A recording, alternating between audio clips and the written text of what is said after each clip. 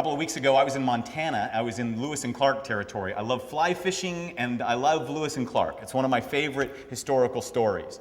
Lewis and Clark literally started off from the East Coast, went all the way to St. Louis, traveled up the Missouri River. They believed that they could find what they called the Northwest Passage, an all-water route from one side of what was then America through the New World to the Pacific Ocean. They believed it was there. They had been told it was there. They were going to find it, and they were going to make America proud. They went all the way upstream, all the way through the Missouri River, across all the way north, across North Dakota, across Montana, found themselves in the middle of Idaho, and they came to the mouth, to the wellspring of the Missouri River. There's an amazing moment in their journals where William Clark put 1 foot on each side of a tiny little spring. This was the entire place where the Missouri River began, and they believed with all their hearts that what they had in front of them was a half a day of walking, a half a day of carrying their boats over what would be mostly flat terrain. And they would then put their boats into a river on the other side, and they would go downstream with all the momentum they had behind them, all the way down to the Pacific Ocean. They had the hard work behind them. The new day of going downstream with the current was in front of them. And then on August 12, 1805, reality set in. Meriwether Lewis went up to a set of mountains, a set of hills that were in front of him.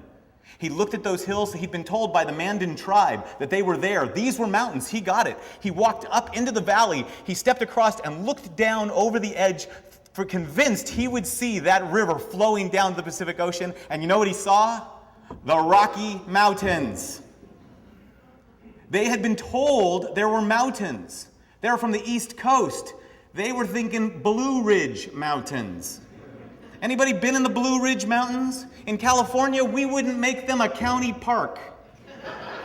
They're rolling hills. They're nothing. They couldn't even conceive of something like the Rocky Mountains, 14,000 feet, 220 miles. These guys who were expert canoers had to figure out how they could canoe over mountains. They believed with all their heart that what was in front of them was exactly the same as what was behind them, and they were dead wrong. My friends, this is the place, the Presbyterian Church at the moment. We've got the Rocky Mountains in front of us, and we're really good at canoeing. We've spent our whole lives being the very best canoers. We're great at water travel. We've even been good at hard water travel, going upstream if we need to. And now we've got to figure out what it means to canoe over mountains. Whole new skills, whole new ways of being.